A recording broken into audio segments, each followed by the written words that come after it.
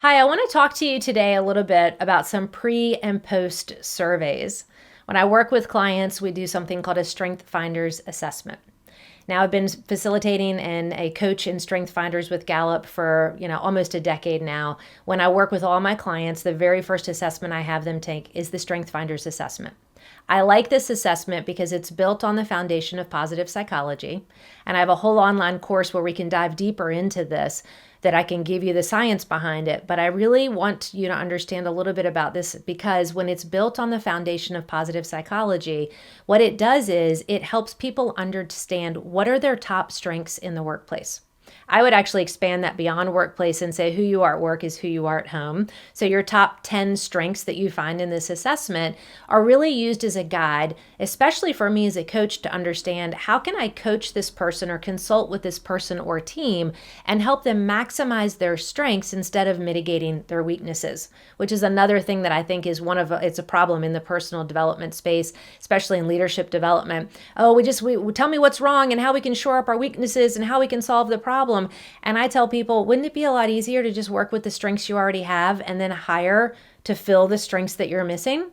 So Strength Finders is something I do with clients. I did one almost a decade ago, and I actually did my first Strength Finders assessment right before I got certified and right before I had my great awakening or my great breakdown, depending upon how you would define it. And I talk all about that on my podcast, episode 1.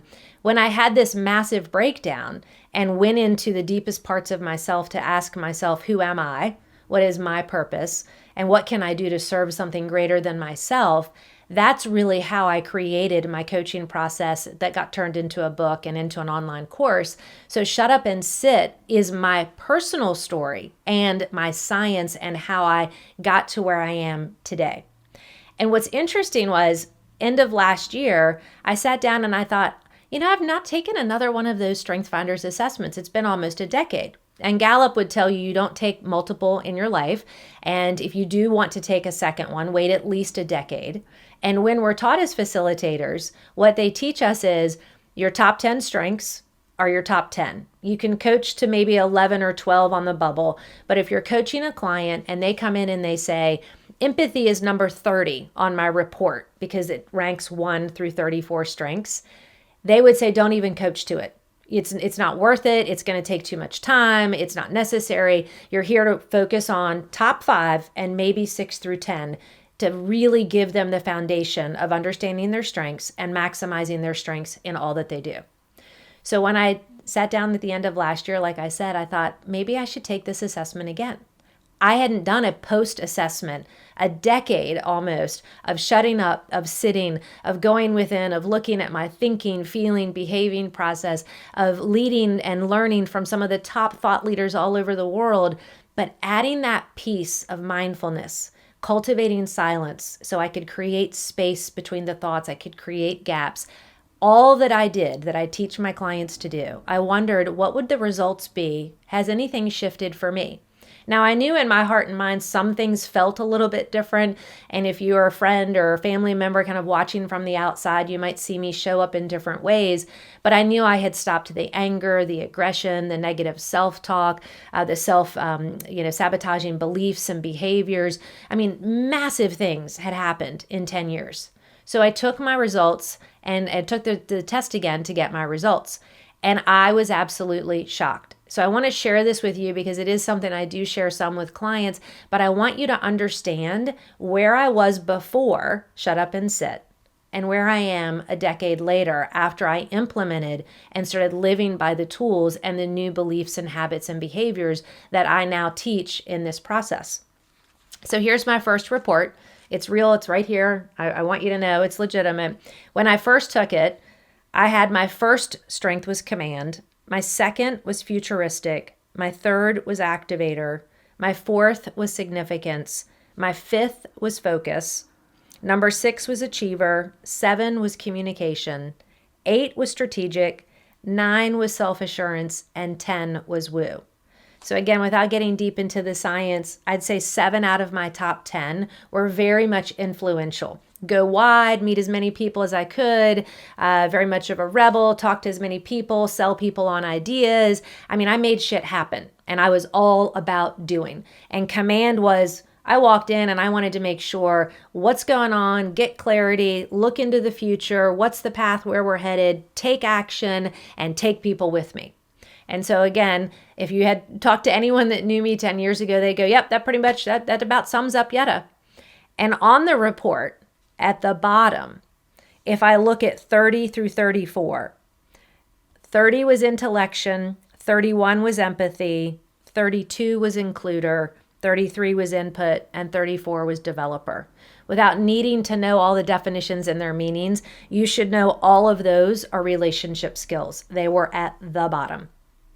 And 10 years later, when I took the test, it was the fall of last year, I was actually visiting my son and I was sitting up in my room and I thought, I'm just going to hop on the computer and take this. So I was in a really calm state of mind and I got the results and it absolutely blew me away. And I want to give you a little background. The reason I took the result was I was there with my sister and my son and everybody was having fun. And I remember thinking, I just don't feel like the same person in this family dynamic anymore. And is something wrong with me? I'm not having fun. This isn't the person that I've always been when I show up with these family dynamics. What's going on? And here's what's going on. After 10 years of doing the work, but I'd say 5 solid years of hardcore, really doing the work, of learning to be, not do. Intellection was first. Activator was still up there, but it was number 2. Deliberative was 3. Adaptability was 4. Command had dropped down to 5. Ideation was 6. Empathy was 7. Learner was 8. Maximizer was 9. And individualization was 10. Here's what's really crazy. Empathy went from 31 to 7. Intellection went from 30 to 1. And when I look at the rest of this list and I see how the ones that were a little bit in the bubble moved up, ideation from 20 to 6. So a couple dropped down. I had significant traction where I moved relationship skills up into my top 5 and into my top 10. So what does that mean to you if you're watching and you're listening to this video? What that means is when someone says to you, you can't change who you are, your beliefs and your patterns and your behaviors are lifelong, they're just a part of you. If you have some that are really causing you suffering, if you really have some things that are holding you back in life and you have been out there and you've been working on it and you're like, why isn't it changing? I knew I wanted to be a kinder, more compassionate, more loving, more honest, more truthful person who considered how my impacts impacted and affected other people. But I didn't have a lot of those beliefs given to me as a child and certainly not as a young adult. So I didn't have a roadmap to figure out how do I go from where I was of doing, pushing, forcing, to being someone like one of my best friends who could just sit and be content and be happy and be kind and connect with people. What I had to learn was the secret of shutting up and sitting down and going within and listening to the small, still voice inside of myself, parenting her, loving her, renegotiating with her, redirecting her. And I will tell you, after years of doing that, the cognitive behavioral therapy, the coaching, the sitting, and all the learning that I did, it is absolutely possible. So if you're sitting on the other side of this camera, you're watching this video and you're asking yourself, it's not possible. I don't know. Can I get there? It's too far away. I don't know if that's the kind of person I could ever become. What I want to say to you is you can do it. You can do the work and you can make significant changes in your life, but you will have to work at it. It's about being, though. It's not about doing. So if you're curious about learning how to be who you really are, check out my website, Sit with Yedda. There's tons of resources and tools there, and I look forward to being able to work with you to help you be the person that you really know you are and can be.